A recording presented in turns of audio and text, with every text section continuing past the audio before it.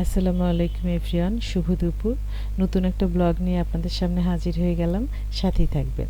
ভোর 5টার দিকে রওনা হলাম ঢাকার উদ্দেশ্যে মায়ের শারীরিক চেক আপের জন্য। এতটা ভোরে রওনা দিলাম এর জন্য যে মা কোনোভাবেই ঢাকায় থাকতে চাচ্ছেন না, দিন চলে আসবেন তাই। বেশ কয়েকদিন হলো ডক্টরের সিরিয়াল দেওয়ার চেষ্টা করা হচ্ছিল, কিন্তু পাচ্ছিলাম না। হঠাৎ করে সিরিয়াল পেয়ে গেলাম। মা ডক্টর আলী হোসেন স্যারের পেশেন্ট, উনি বক্ষব্যাধি বিশেষজ্ঞ। এই জন্য রাতেই সিদ্ধান্ত, ভোরে ঢাকা রওনা দিব। চারিদিকে আবছা অন্ধকার, হালকা কুয়াশা ছিল। সকাল হচ্ছে, মাকে নিয়ে ঢাকায় যাচ্ছি ভাই আর আমি। গাড়িগুলো আমাদের চারপাশে পাল্লা দিয়ে ছুটে চলেছে যেন। সোনামণিকেও সঙ্গে নিলাম, কারণ সে ওই ডাক্তার সাহেবেরই পেশেন্ট, ওরও চেক আপ প্রয়োজন। আমরা কিছুক্ষণের মধ্যে যমুনা সেতু ক্রস করব। রাস্তা একদমই জ্যাম ছিল না। আমাদের গাড়ি টোল প্লাজায় দাঁড়িয়ে গেল খুব অল্প সময়ের জন্য। গাড়ি যমুনা সেতু উঠে গিয়েছে। যমুনা নদীতে আরও একটি সেতু হচ্ছে ট্রেনের, সোনামণি দেখছিল। যমুনা সেতু ক্রস করে গেলাম।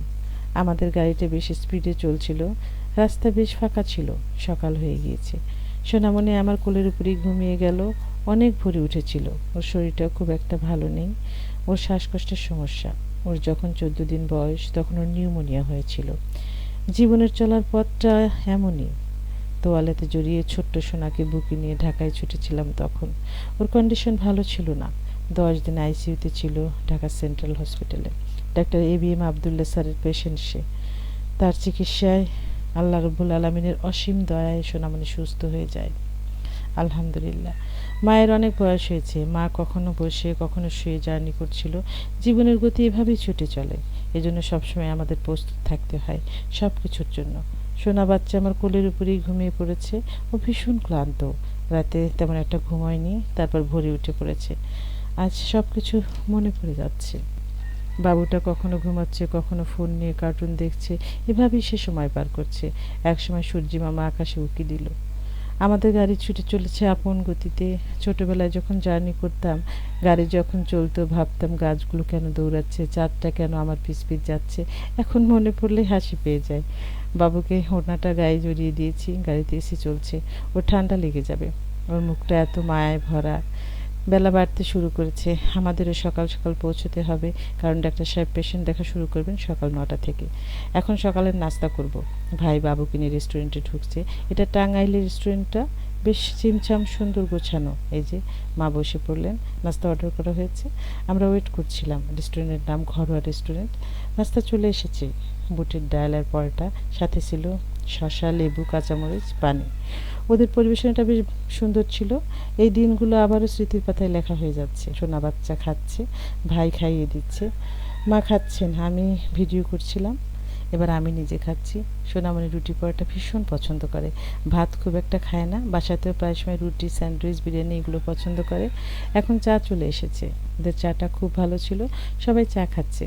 বাবু তো চা খেতে ভীষণ পছন্দ করে। সে আমাকে বলছিল চাটা +1 হয়েছে, এবার আমি চা খাবো। নাস্তা শেষ করে আমরা আবারও বেরিয়ে পড়েছি। ভাই বিলটা দিচ্ছিল। এই যে মা সোনামণি গাড়ির দিকে যাচ্ছে। ওরা গাড়িতে উঠে বসলো। এখন আবারও ঢাকায় ছুটে চলা। গাড়িতে বসে বসে ভাবছিলাম এগুলো সবই জীবনের ফ্ল্যাশব্যাক হয়ে থাকবে। ঢাকায় প্রায় পৌঁছে গেছি। খুব সময় আর লাগবে না। চলে এসেছি হসপিটালে। সিরিয়াল দেওয়া হয়ে গিয়েছে। মায়ের সিরিয়াল 14 নম্বর। ওয়েট করছি। ডাক্তার দেখানো হয়ে গিয়েছে। মাকে হুইল চেয়ারে করে গাড়ি পর্যন্ত নিয়ে যাচ্ছি। আজ কোনো টেস্ট ছিল না। ডাক্তার সাহেব মেডিসিন চেঞ্জ করে দিলেন, বাবুকেও তাই।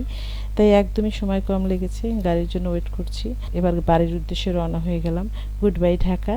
যদি জ্যাম না থাকে বাড়ি যেতে 3 ঘন্টা 3.5 ঘন্টা সময় লাগবে। ছেলে আবারও ঘুমিয়ে গেল। ও গাড়িতে খুব বোরিং হচ্ছিল। বারবার বলছিল কখন বাড়ি ফিরবে। আমি ওর মুখের কাছে হাতটা দিয়ে রেখেছি যেন সে পড়ে না যায়। ঘুম থেকে জেগে এসে চিপস খাচ্ছিল। চিপস তার খুব পছন্দ, সাথে স্প্রাইট। দুপুরের খাবার বাড়িতেই খাবো। হোটেলের খাবারটা মা একদম পছন্দ করেন না। আমাদের গাড়ি যমুনা সেতুতে উঠে গেল। এখান থেকে আমার বাড়ি খুব বেশি দূরে নয়, আধা ঘন্টা সময় লাগবে। সেতু পার হতে 5 মিনিট সময় লাগে। যমুনা নদীতে এ সময় পানি খুব বেশি থাকে না। চর জেগে গেছে। নদীর ধারটা এত সুন্দর।